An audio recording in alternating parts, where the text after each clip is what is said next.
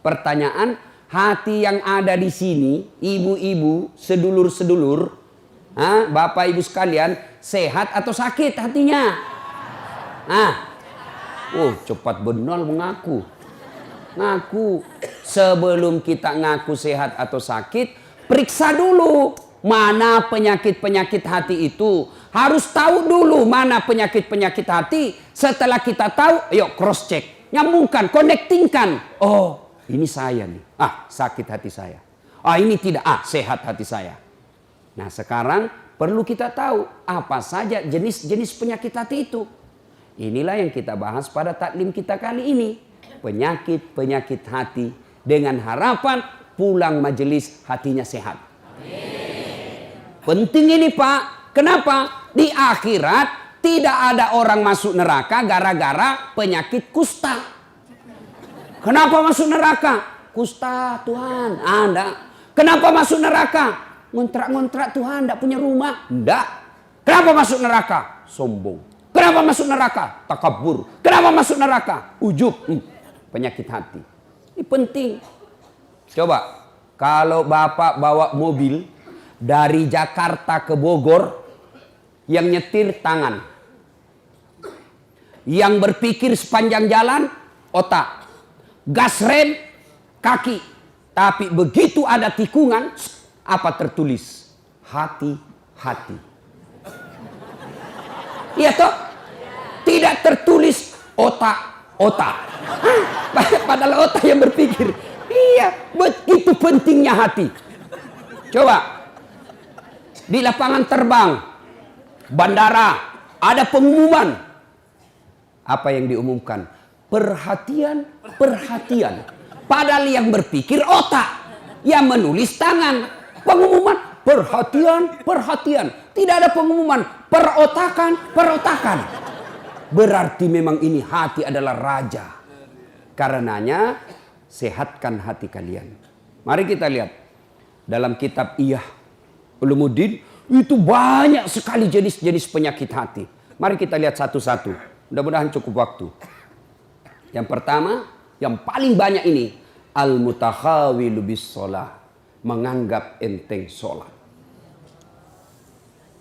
Mana yang disebut menganggap enteng sholat? Mereka yang sudah tahu sholat 5 waktu wajib, tapi mereka tidak mau melaksanakan. Inilah puncak kehancuran hati manusia. Karena ada orang begitu. Bersinat, takut betul. Ngambil sandalnya orang, takut sekali. Nggak puasa, takut dosa. Ramadan 30 hari puasa, tapi nggak sholat. Kan ada yang begitu. Takut dia ngambil nasinya orang. Takut dia ganggu istrinya orang. Tapi begitu tiba waktu sholat, dia merasa tidak berdosa. Kan ada perasaan begitu. Lewat sholatnya 5 waktu. Sehari dia tidak sholat. Merasa tidak punya dosa. Inilah puncak hancurnya hati kalian. Ada yang begitu kan? Setengah mati cari duit. Dari pagi cari duit. Sampai malam cari duit. Tapi lupa sholat. Inilah yang selalu saya istilahkan. Kerja, cari duit. Begitu dia lapar, beli nasi bungkus. Sayangnya setelah ada nasi bungkusnya, nasinya dia buang, bungkusnya dia makan. Ini orang Bugis bilang beleng-beleng. Tahu beleng-beleng? Dongo. Tahu dongo? Beleng-beleng. Tahu beleng-beleng? Dongo. Tahu dongo? Reku Guring bilang dungu. Itu larang dungu. Asli sedugu-dugunya. Masa beli nasi bungkus, nasinya dia buang, nasi bungkusnya dia makan? Inilah orang yang setengah mati cari nafkah. Berpolitik siang malam. Berusaha siang malam. Ngajar siang malam. Cari harta siang malam. Lupa sholat. Beleng-beleng. Dungu. Apa sebab orang biasa tidak sholat? Mohon maaf. Punten. Ibu-ibu paling banyak tidak sholat kalau ada pesta pengantin. Gara-gara apa? Make up. Mukanya dikira tembok. Kuning, coklat, abu-abu, biru. Oh, beleng-beleng. Itu biasa saya kasihan lihat itu ibu kalau ada pengantin. Mukanya betul-betul kayak tembok. Serba palsu. Bibirnya merah palsu. Alisnya tebal, palsu. Bulu matanya panjang, palsu. Pantatnya gabus. Semua palsu. Malah ada lagi lebih gila lagi, saya lihat dia kasih lebih alisnya. Saya bilang, kenapa dikasih lebih? Dia bilang seperti artis Korea. Ada artis Korea baru di Bogor tinggal. Coba, sudahlah. Apa dilarang berdandan? Ya silahkan, selama ibu berdandan supaya suami bangga di samping ibu, itu ibadah. Tapi kalau ibu dandan, gara-gara dandan tidak sholat, beleng-beleng. Coba. Nah sekarang gimana solusinya, Ustaz? Nah, ibu wudhu dulu. Sudah wudhu, dandan. Sudah dandan, tahan kentut. Biar sudah wudhu, kentut batal. Nggak habis kok Ustadz, sedikit aja keluar. Biar sedikit, batal. Coba. 2. Yang menyebabkan ibu-ibu banyak nggak sholat kalau ada pengantin. Apa? Jilbab. Saya ini sudah keliling-keliling ceramah. Sampai ke Malaysia, Timur Tengah, Brunei, Filipina Selatan. Ini hanya di Indonesia yang ibu-ibunya susah jilbabnya. Jilbab sakaratil maut. Masya Allah. Itu ada talinya tuh 2 meter. Dia ikat dulu. Dia ikat di lehernya. 2 meter dikasih kembang. 17 pentulnya. Ada kayak batang pohon di belakang. Sudah. Tidak bisa lah dia goyang lehernya. Sudah diikat. Coba. Ayo. Pakai lagi. Jilbabnya yang sempit. Celana roknya sempit. Suaminya bilang, cepat-cepat, buru-buru, kita ketinggalan. Tunggu sedikit, Pak. Ini namanya belen-belen. Tiba waktu sholat. Hayya 'alas shalah. Suaminya bilang, Bu, baru aja kau pulang umroh. Itu baru 2 bulan yang lalu kau pulang umroh. Ini sudah mau asar, kau belum sholat duhur. Sana pi sholat. Apa kata istrinya? Sadar kau, Pak. Saya sadar, saya suruh kau sholat. Kau ndak lihat ini jilbabku, 2 jam makainya ini. Belen-belen. Sudah ya? Bu, yang paling banyak perempuan tidak sholat kalau ada pesta. Ini kalau laki-laki kapan banyak tidak sholat? Ada Piala Champion. Subuh tidak sholat subuh. Gara-gara sepak bola. Begitu nonton dari jam 2, seri adu penalti. Bersamaan azan subuh. Pilih mana, Pak? Bapak pilih mana? Pergi sholat, ketinggalan gol, nonton, ketinggalan sholat. Akhirnya apa? Diambil sajadahnya, sholat depan televisi. Ini lebih belen-belen. Ayo. Demi Allah, apa alasan orang biasa tidak sholat? Ustaz, saya kaya Ustaz. Dia kaya aja dia tidak sholat. Ada yang kalah kayanya Nabi Sulaiman? Ada yang kaya Nabi Sulaiman. Nabi Sulaiman itu pekarangan rumahnya emas. Ada di sini pekarangan rumahnya emas. Paling kalau orang Bugis, kalau paling kaya giginya dikasih emas. Coba. Dia cakep Ustadz. Ada yang kalah Nabi Yusuf? Ayo. Tuh cakepnya Nabi Yusuf. Bayangkan cakepnya itu manusia. Ibu-ibu disuruh ngiris-ngiris bawang. Suruh lewat Nabi Yusuf seperti Pragawati. Yang kalau di atas apa itu? Catwalk. Lewat Nabi Yusuf. Ini ibu-ibu. Masya Allah. Ini bukan manusia ini. Cakep betul. Tidak sadar. Dia iris tangannya. Dia tidak rasa begitu terpesonanya dengan mukanya Nabi Yusuf. Segagah-gagahnya Ustadz Das'ad. Jangankan ngiris bawang. Kentut aja hilang perhatian. Coba. Gagahnya Nabi Yusuf. Tapi tetap taat beribadah kepada Allah. Saya kuat Ustadz, binaragawan. Ada kala Nabi Musa. Nabi Musa itu Bu, kalau dia kunci badannya, tembus itu bulu-bulu di bajunya. Kalau dia kunci badan, terlempar songkoknya. Kalau dia tinju orang, belum sampai tinjunya sudah jatuh itu musuhnya. Ini orang Bugis bilang karatedo, karate campur doti. Doti itu magic. Coba. Hebat. Saya cerdas Ustaz. Ada yang kalah cerdasnya Nabi Nuh. Sampai detik ini tidak ada orang arsitek bikin perahu di atas gunung. Semua mereka bikin perahu di pesisir pantai. Nuh alaihissalam di atas gunung bikin perahu. Cerdas, tidak sombong, tetap sujud beribadah kepada Allah. Apa lagi? Hah? Ada apa? Apa alasanmu lagi? Apa yang kita mau alasan tidak mau sholat? Jelas? Hah? Demi Allah, tidak ada keselamatan bagi mereka yang nganggap enteng sholat. Ustadz, saya ini merantau Ustadz dari Sumatera. 30 tahun sudah saya di Bogor Ustadz. Tidak bisa lepas dari kredit. Rumahnya susah, masih ngontrak-ngontrak Ustadz. Periksa sholatmu. Anak saya nakal betul Ustadz. Periksa sholatnya. Kalau sholat baik, mustahil Allah sengsarakan hidupmu. Tuhan apa yang bikin sengsara hidupnya orang yang baik sholatnya? Saya sholat Ustadz. Betul kamu sholat tapi tidak ikhlas. Ya Allah sholat. Asar lagi. Barusan duhur. Kok tidak ikhlas bos? Ayo. Saya ikhlas Ustadz. Mana ikhlas sholat duhur sudah dekat asar? Ikhlas kan namanya itu. Ayo. Mana ikhlas sholat asar sudah dekat maghrib. 1 kali wudhu itu sudah sholat asarnya. Itu juga maghribnya. Mana? Maka kalau hidup kita susah, jangan cari kambing hitam, lebih periksa sholatnya. Saya sholat Ustadz, kenapa hidupku susah? Betul kau sholat, tapi sholatmu main-main. Tidak semangat ketemu Allah. Allah.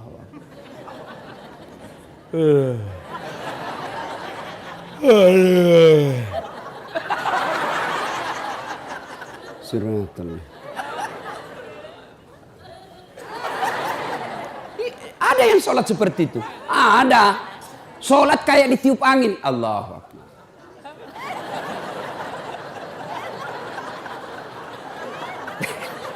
Siapa ajar kau sholat begitu? Ada juga sholat yang terlalu semangat. Allahu Akbar.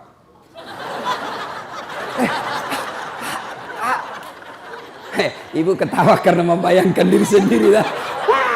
Makanya kalau ada masalah dalam hidup, ayo pertama yang harus kita selesaikan, sempurnakan sholatmu bos. Saya sholat Ustadz, betul ibu sholat. Tapi ibu yang pakai baju sholat sudah 3 hari tidak dicuci. Ketemu Allah pakai daster. Tinggi sebelah lagi. CD-nya 2 hari tidak dicuci dipakai. Begitu sholat gatal semua. Siapa ngajar sholat seperti itu? Ayo ya, mulai hari ini koreksi sholatnya bu. Ibu saya di kampung itu 14 anaknya bu. Tidak ada sekolah. Bahasa Indonesia tidak lancar.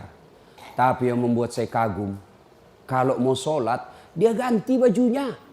Saya aja belum mampu seperti itu. Itu di ruang tidurnya dia gantung kudung dengan bajunya, dengan ada yang pembungkus kepalanya. Setiap beliau mau sholat pasti dia ganti baju. Masya Allah. Selalu ini yang membuat ibu saya doanya makbul. 14 anaknya. Ibu cuma 1 anaknya tidak bisa ganti baju kalau mau sholat. Yang ketawa, saya serius ini bu. Masya Allah. Bapak-bapak, adik-adik, kalau ada yang sampai sekarang belum dapat kerja yang baik, koreksi sholatmu. Ayo, apa susahnya sholat bos? Apa susahnya sholat? Lebih susah puasa, 30 hari kita lapar. Lebih susah haji, ngantri. Umrah aja ku kejar-kejar, sholatmu tidak bagus. Ayo. Mau zakat sedekah berat, ada duit modal. Sholat yang penting ada maumu.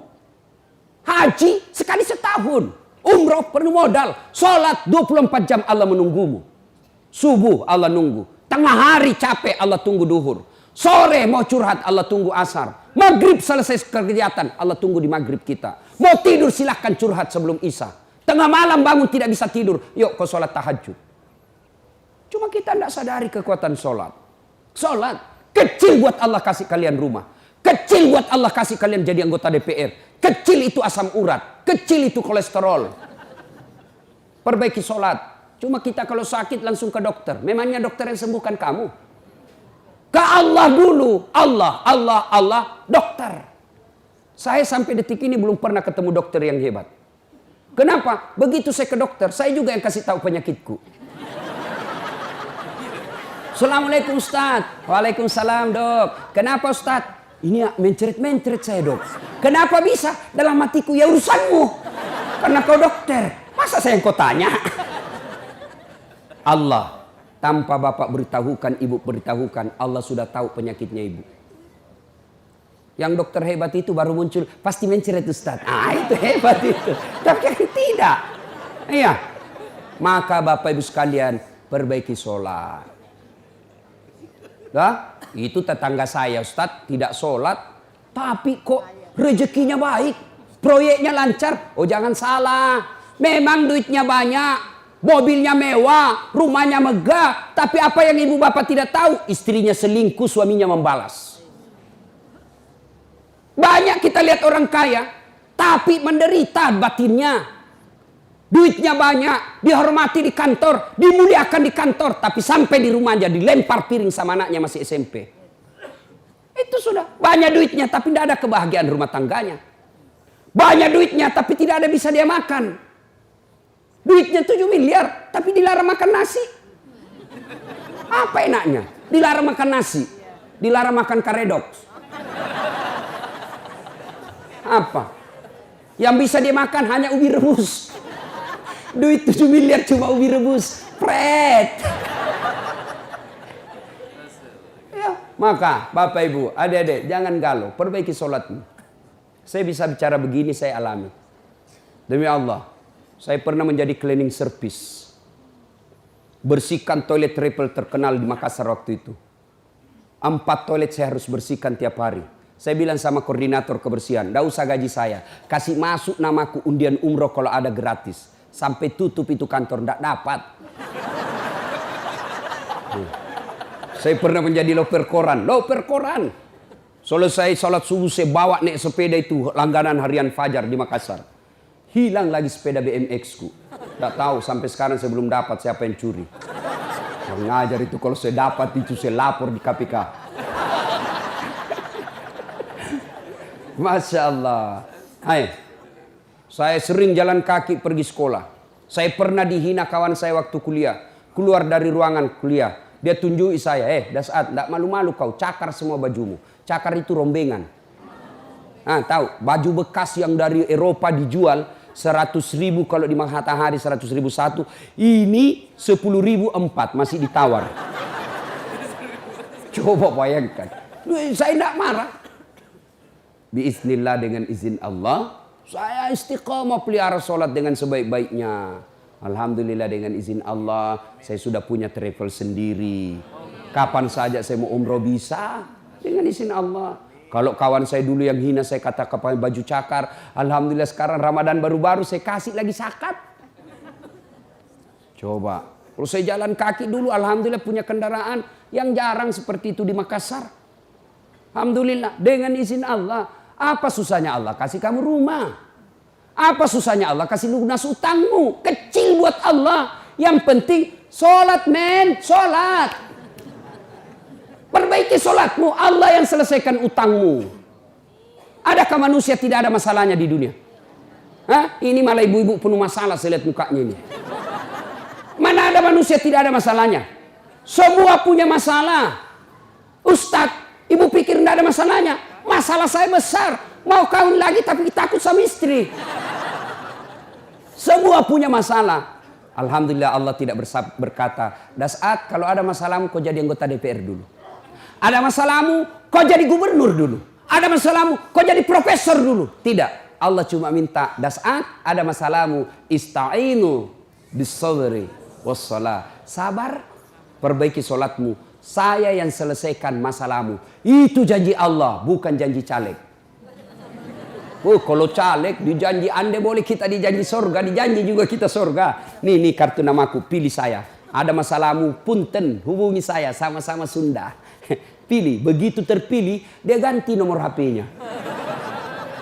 Ini manusia, tapi kalau Allah, ayo dek, ada masalahmu, perbaiki sholatmu.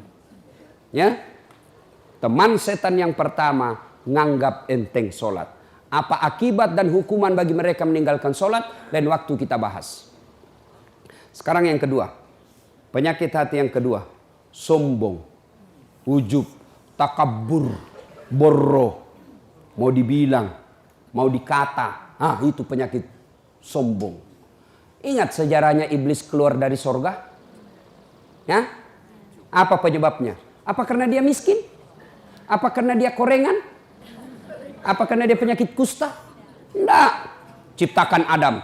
Allah perintahkan, wahai seluruh makhlukku, kau sujud di hadapan Adam. Inilah makhluk saya paling mulia. Iblis, malaikat sujud meskipun awalnya sempat protes. Tumbuh-tumbuhan, binatang sujud hormat kepada Adam. Satu makhluk Allah yang tidak mau, namanya iblis. Iblis protes, saya tidak mau ya Allah. Kenapa iblis? Adam baru diciptakan. Saya senior. Masa senior hormat sama junior? Gengsi dong. Adam diciptakan dari tanah. Saya dari api. Unsur kejadian saya lebih mulia dari Adam. Saya tidak mau. Allah berfirman, wah kau sombong rupanya iblis. Sombong tidak layak penghuni sorga. Keluar kau dari sorgaku. Diusir dari sorga. Cuma iblis waktu diusir, dia minta, ya Allah, nih sebelum saya keluar dari sorga, nih ada 2 proposal saya. Permohonan saya, 1, berikan saya umur yang panjang. Oke, kata Allah, kau tidak akan mati sampai hari kiamat. Kata iblis itu beranak pinak. Andai kita ketemu sama dunia, Pak, ini ada banyak di sini kita, Pak. Cuma karena dunia kita beda, maka tidak ketemu. Tapi di sini dia lihat kita ini, Pak. Oh ini nih sasaran saya nanti nih. Pulang ini saya goda lagi nih supaya goda ini. Itu cuma tidak dilihat. Tuh. Yang kedua kata iblis, permohonan saya yang kedua, berikan saya skill, kemampuan, kehebatan untuk menggoda anak cucunya Adam. Gara-gara Adam saya diusir, maka saya akan melakukan perang sepanjang hidup saya. Itu iblis. Kata Allah, silakan. Salah. Ya, jangan sombong. Apa yang kau sombongkan dengan ilmu? Ada orang banyak betul ilmunya. Allah marah, mulai dikasih pikun. Pikun tidak ada obatnya. Selama ini dia pergi mengajar, diprotes sama istrinya. Pak, biasanya kalau kau mau mengajar, kau cium-cium jidatku. Ini sudah hampir 2 minggu tidak pernah kau cium saya. Langsung dia bilang suaminya, astagfirullah. Berarti siapa kau cium selama ini? Ternyata pembantunya. Apa kau mensombong? Pikun kau tidak bisa bedakan istri pembantu. Jangan juga modus. Teman-teman pulang dengar ceramah ini, besok dia masuk kamar pembantu. Didapat sama istrinya, kukira kamu sayang. Jangan sombong dengan ilmu. Ya, pintu masuknya setan sombong. Yang kedua, apa penyebab sombong? Bertambahnya pangkat jabatan. Jangan sombong. Anggota DPR, jangan sombong. Kau jadi anggota DPR karena rakyat memilihmu. Jadi bupati, jangan sombong. Kau jadi bupati karena rakyat milih. Tidak pilih, wabillahi taufiq wal hidayah. Keluar kau jadi rakyat biasa. Apalagi menyebabkan orang sombong? Bertambahnya harta. Jangan sombong, nanti kau seperti Korun. Banyak duitnya. Takabur, tenggelamkan oleh Allah. Belajar dari Palu, belajar dari Donggala. Aceh, sekejap saja hancur. Jangan sombong.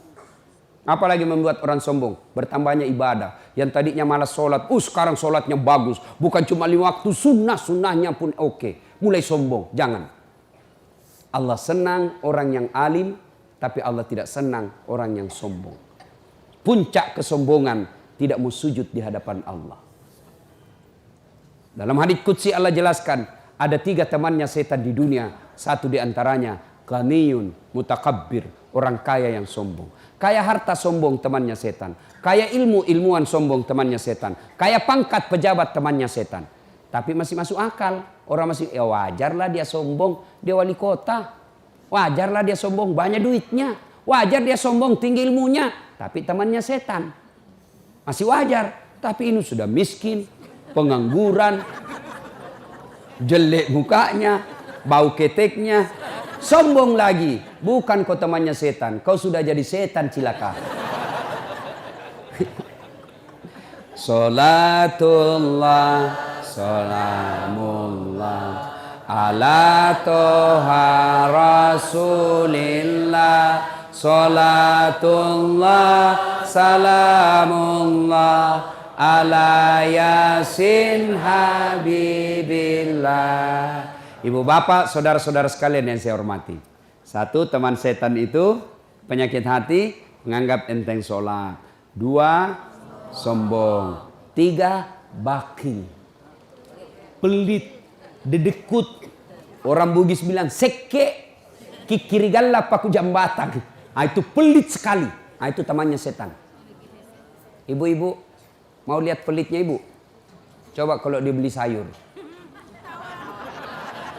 Hobi memang dia nawar. Kalau dia ke pasar, beda 1000 dia kelilingi tuh pasar. Beda 1000 tuh dia kelilingi. Bu, halo ibu.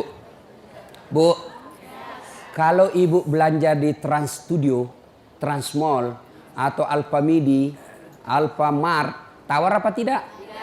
Tawar apa tidak? Coba kau tawar dibilang ke orang gila.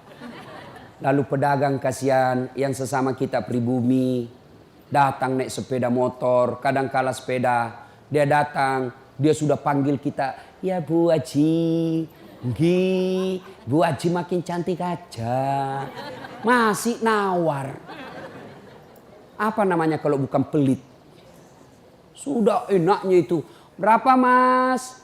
10.000 Bu Haji, 11.000 ya. Mantap. Kalau kan ibu-ibu yang suka nawar, kalau bapak-bapak kan tidak suka nawar ya.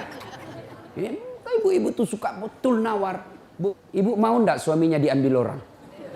Mau? Silahkan pelit. Orang pelit itu tidak ada yang suka. Bahkan orang pelit sekalipun tidak suka sama orang pelit. Benar Pak. Begitu jeleknya itu sifat pelit, tidak ada yang suka. Coba saya tanya, bapak-bapak senang tetangga dermawan atau pelit? Ibu-ibu senang suami yang pelit atau dermawan? Senang mantu yang pelit atau dermawan? Teman-teman yang pelit atau dermawan? Dermawan, tidak ada orang suka orang pelit. Bahkan orang pelit pun tidak suka sama semuanya pelit. Jangan kau ke rumahnya, pelit dia itu. Padahal dia juga pelit. Begitu jeleknya itu sifat pelit. Demi Allah, tidak ada orang bangkrut gara-gara sedekah. Adakah pernah bapak dengar, Mas, tuh yang di sudut rumah di komplek, tuh kaya betul dulu Ustadz. Cuma karena dia rajin sedekah, bangkrut. Ada? Tidak pernah. Biasa kita ini sangka buruk kepada Allah. Tidak mau bersedekah karena sangka buruk. Nanti saya makan apa? Nanti saya makan apa? Jangan cemas rezeki. Jangankan diambil orang. Tertukar saja tidak. Cica aja dijamin rezekinya. Tahu cica? Tahu? Cica makan apa ibu? Masuk akal enggak? Enggak masuk akal. Gimana caranya? Satu di dinding, satu terbang. Di mana ketemu? Enggak ada terminalnya. Kalau pesawat terbang, kita jalan, ada ketemunya di mana? Di bandara.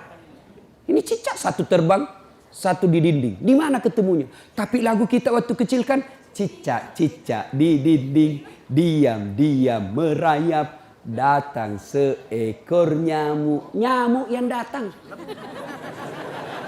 Nyamuk yang datang. Allah jamin rezekinya. Lagu tidak bilang cicak lompat ke nyamuk. Setengah mati cicak, kasihan. Iya kan?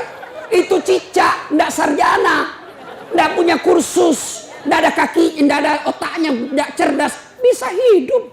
Apalagi ibu, jangan pelit. Sedekah, Allah sudah jamin rezekimu.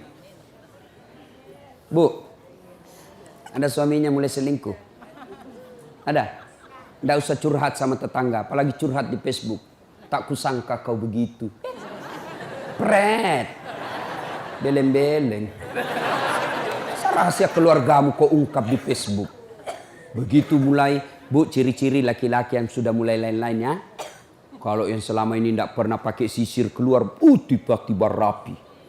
Tidak pernah pakai parfum, tiba-tiba beli parfum malaikat subuh. Yang tadinya keluar rumah tidak pernah pakai setrikaan, langsung rapi. Yang paling mencurigakan kalau dia terima SMS dalam kamar mandi. 70% wajib dicurigai.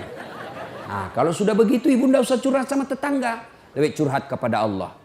Bangun ibu sholat hajat. Lakukan sampai 8 rakaat. Setiap 2 rakaat di sujud terakhirmu kau berdoa kepada Allah. Ya Allah, engkau yang membolak-balikkan rasa cinta dalam hati suamiku. Tidak mungkin aku bisa mengendalikan cintanya. Ya Allah, tidak mungkin aku jaga dia 24 jam. Engkau yang maha menjaga ya Allah. Ya Allah, pelihara suamiku dari godaan perempuan lain. Ini ada duit saya 500 ribu. Saya tolak bala besok ke panti asuhan. Mudah-mudahan 500 ribu suamiku terhindar dari wanita jahat. Bismillah. Coba amalkan itu, Bu. Coba amalkan. Yang jadi masalah kalau suaminya juga sudah tahu rumusnya. Dia bangun juga sholat tahajud. Dia bangun pula sholat hajat. Istrinya sebelah, kamar sebelah. Suaminya kamar sebelah. Ya Allah, capek sudah saya lihat istri saya ya Allah. Ngamuk aja kerjanya. Marah-marah aja. Berat badannya juga makin tambah ya Allah. Nggak tahu dilihat dari mana dia seksi. Ya Allah, ini ada duit saya 500 ribu. Tolak bala ya Allah. Mudah-mudahan istriku ikhlas saya kawin lagi. Bingung malaikat yang mana nih kan? Jangan pelit. Demi Allah, tidak ada orang bangkrut gara-gara sedekah. Saya kasih contoh. Tanggal 4 kemarin, sehari sebelum lebaran. Ya, tanggal 3 malam. Ada anak-anak usia 19 tahun. Bapaknya Flores, mamanya Toraja, Kristen. Karena sering dengar ceramah saya di YouTube, akhirnya dia memutuskan diri masuk Islam. Desember kemarin. 19 tahun. Tanggal 3 malam, dia DM ke saya di Instagram. Ustadz, saya ini dicerita cara mualafnya.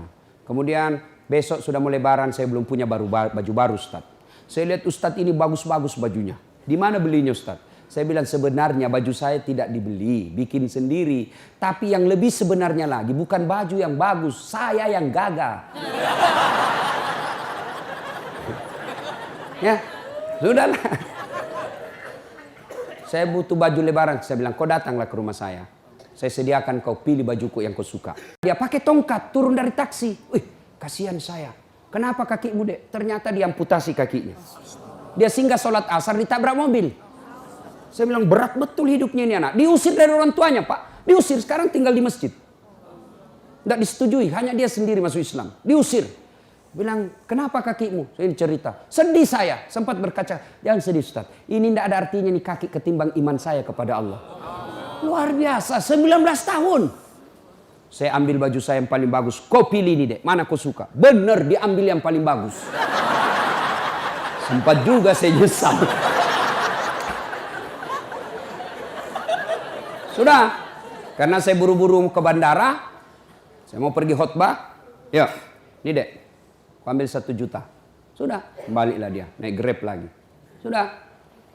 Perjalanan saya ke bandara masuk WhatsApp. Ustadz, berapa nomor rekeningnya? Wakil Wali Kota Balikpapan. Dalam hati saya bilang, kenapa lagi Pak Wali? Ada apa? Padahal dalam hatiku, segeralah. Kirimlah nomor rekening. Masih di atas mobil, masuk. Tik. Masuk, berapa transferan masuk? 30 juta. Tadi keluar 1 juta. Tidak cukup sampai situ. Allah balas lebih banyak. Sampai di airport, bandara, depan pintu 7 nunggu saya keberangkatan. Tiba-tiba ada ibu-ibu lari. Bawa amplop. Ustadz, tunggu dulu Ustadz. Apa? Ini dalam hatiku. Ada apa lagi? Padahal cepat sudah.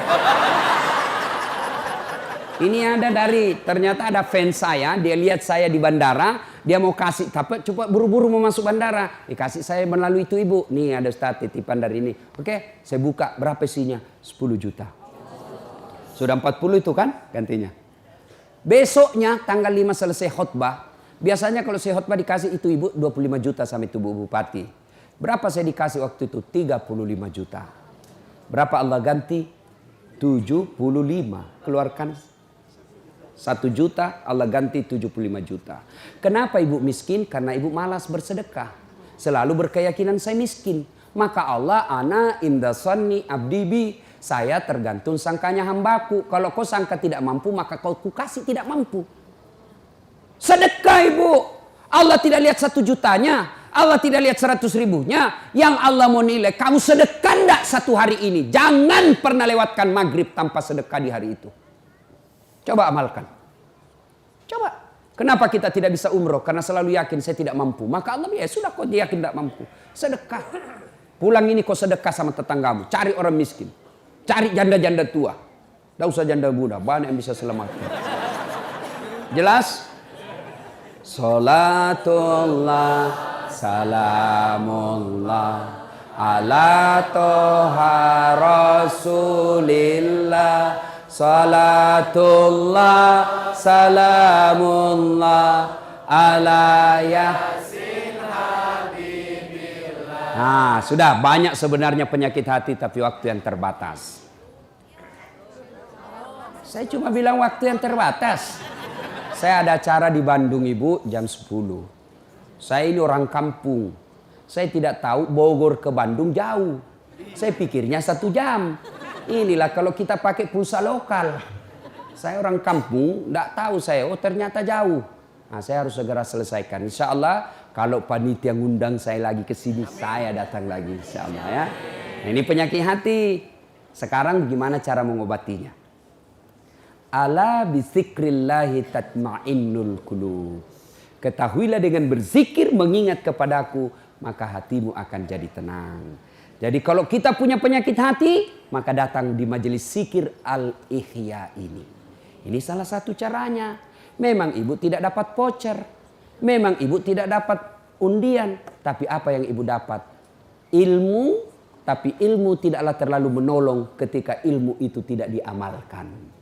Amalkan yang Bapak Ibu tahu, maka Allah akan berikan ketenteraman jiwa, ketenangan hati. Kalau hati sudah tenang, itulah kekayaan kita yang paling baik.